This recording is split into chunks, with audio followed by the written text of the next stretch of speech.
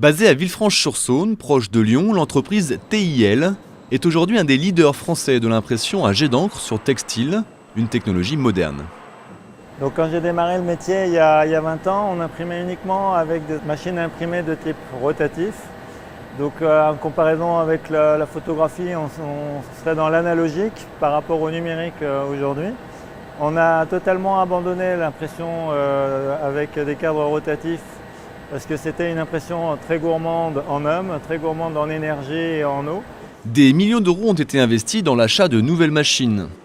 Le passage à l'impression jet d'encre a permis de diviser par 2 la consommation d'eau, de 600 000 à 300 000 mètres cubes par an. De l'eau, en grande partie utilisée dans cette machine pour nettoyer le tissu après impression.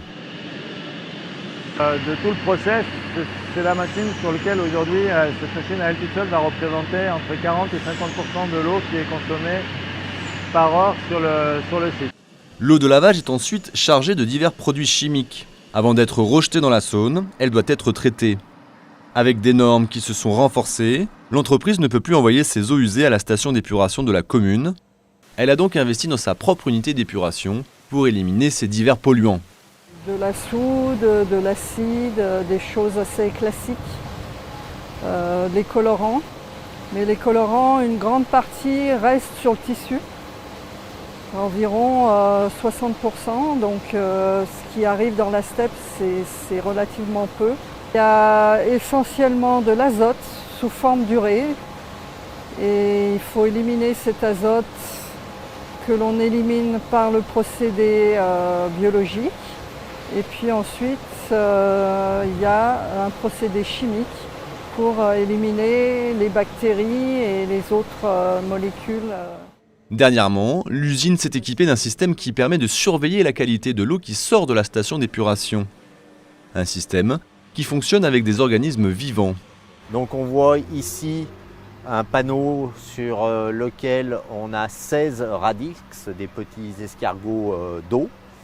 Sur le panneau vertical à gauche ici, nous avons des sangsues, 16 individus aussi. Et là sur le bas, des gamards, des petites crevettes d'eau.